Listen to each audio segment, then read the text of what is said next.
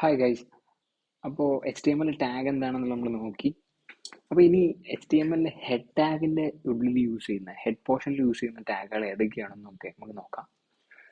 അപ്പോൾ head tag പൊതുവെ use ചെയ്യുന്നത് HTML കുറിച്ചുള്ള മെറ്റാ ഡീറ്റെയിൽസ് സ്പെസിഫൈ ചെയ്യുന്ന ടാഗുകൾ ആഡ് ചെയ്യാൻ വേണ്ടിയിട്ടാണ് ആ ഹെഡ് ടാഗ് എന്നുള്ള ഒരു കണ്ടെയ്നർ നമ്മൾ യൂസ് ചെയ്യുന്നുണ്ടാവുക. ഈ മെറ്റാ ഡീറ്റെയിൽസ് എന്ന് പറഞ്ഞിട്ടുണ്ടെങ്കിൽ ഒരു വെബ് ഡോക്യുമെന്റിനെ കുറിച്ചുള്ള ഡീറ്റെയിൽസ്, ആ വെബ് ഡോക്യുമെന്റിന്റെ പേരെന്താണ്, അതിന്റെ ഐക്കൺ എന്താണ്, അതിൽ എന്തൊക്കെ ഡോക്യുമെന്റ്സ് യൂസ് ചെയ്തിട്ടുണ്ട്, ഇങ്ങനത്തെ കാര്യങ്ങൾ സ്പെസിഫൈ ചെയ്യാൻ വേണ്ടിയിട്ടാണ് മെറ്റാ ഡാറ്റ. അതിനാണ് ആ ഒരു ഡോക്യുമെന്റിന് മെറ്റാ ഡാറ്റ എന്ന് പറയുന്നുണ്ടാവുക.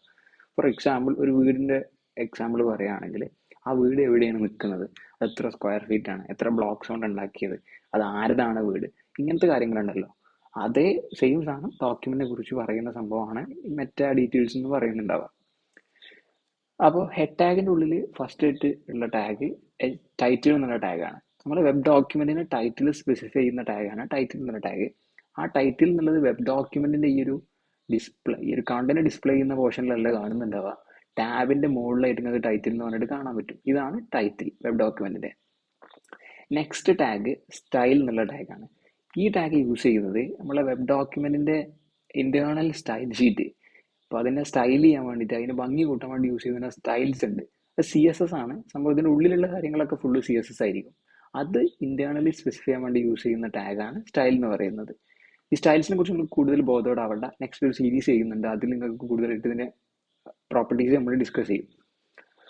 പിന്നെ നെക്സ്റ്റ് ആയിട്ടുള്ള ടാഗാണ് ലിങ്ക് എന്നുള്ള ടാഗ്. ഈ ലിങ്ക് എന്നുള്ള ടാഗ് യൂസ് ചെയ്യുന്നത് എക്സ്റ്റേണൽ ആയിട്ടുള്ള പല ഡോക്യുമെന്റ്സ് നമുക്ക് നമ്മൾ ചെയ്യുന്ന HTML ഡോക്യുമെന്റ് ലിങ്ക് ചെയ്യേണ്ടി വരും. എക്സാമ്പിൾ പറയുകയാണെങ്കിൽ, എല്ലാ വെബ് പേജസ് നിങ്ങൾ തുറക്കുമ്പോൾ കണ്ടിട്ടുണ്ടാവും, ഇതിന്റെ മുകളിൽ ഒരു ഐക്കൺ കാണാൻ പറ്റും. ഈ ഐക്കണൊക്കെ ലിങ്ക് ചെയ്യുന്നത് ഈ ലിങ്ക് ടാഗ് യൂസ് ചെയ്തിട്ടാണ്. അതേപോലെ ഈ CSS ഫയൽസ് ചിലപ്പോൾ കുറേ സ്റ്റൈൽസ് ഉണ്ടാവും. അപ്പോൾ സെപ്പറേറ്റ് ഫയലാക്കി ക്രിയേറ്റ് ചെയ്ത് നമ്മൾ ലിങ്ക് ചെയ്യായിരിക്കും. ചില കേസിൽ നമുക്ക് വേറൊരു തേർഡ് പാർട്ടി, വേറെ ആൾ ക്രിയേറ്റ് ചെയ്ത് വെച്ച സ്റ്റൈൽ ഷീറ്റ് യൂസ് ചെയ്യായിരിക്കും വേണ്ടിയിട്ട്. അപ്പോൾ അങ്ങനത്തെ ഒക്കെ കേസിൽ എക്സ്റ്റേണൽ ആയിട്ടുള്ള ഫയൽസ് ലിങ്ക് ചെയ്യാനും വേണ്ടിയിട്ടാണ് നമ്മൾ ലിങ്ക് എന്നുള്ളൊരു ടാഗ് യൂസ് ചെയ്യുന്നത്. നെക്സ്റ്റ് മെറ്റ എന്നുള്ള ടാഗാണ്.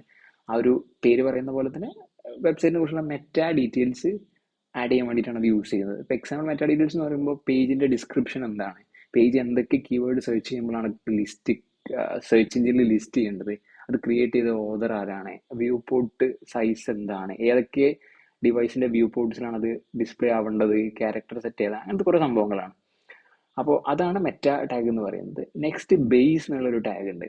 ഇതെന്തിനാന്ന് വെച്ചിട്ടുണ്ടെങ്കിൽ നമ്മളെ വെബ് പേജിലുള്ള URLസിന്റെ ബേസ് URL സ്പെസിഫൈ ചെയ്യാൻ വേണ്ടിയിട്ടാണ്. ഫോർ എക്സാമ്പിൾ, നമ്മളിപ്പോൾ നമ്മളെ വെബ്സൈറ്റിൽ ഹോം എന്നുള്ള ഒരു /home എന്നുള്ളൊരു പേജ് ഡിഫൈൻ ചെയ്തു. അപ്പോൾ ഈ /home എന്നുള്ളൊരു URL, അത് URL ആയിട്ടില്ലല്ലോ, ജസ്റ്റ് എൻഡ് പോർഷൻ മാത്രമല്ലേ. അപ്പോൾ ഇതിന്റെ ഇനീഷ്യൽ ഒരു ഭാഗം ഉണ്ടാവുമല്ലോ, അതിനാണ് ബേസ് URL എന്ന് പറയാം. ഇപ്പോൾ ഗൂഗിളിന്റെ കേസ് പറയുകയാണെങ്കിൽ www.google.com/home എന്നായിരിക്കും. അങ്ങനത്തെ കുറേ വെബ്സൈറ്റുകൾ ഗൂഗിളിൽ ഉണ്ടാവുമല്ലോ.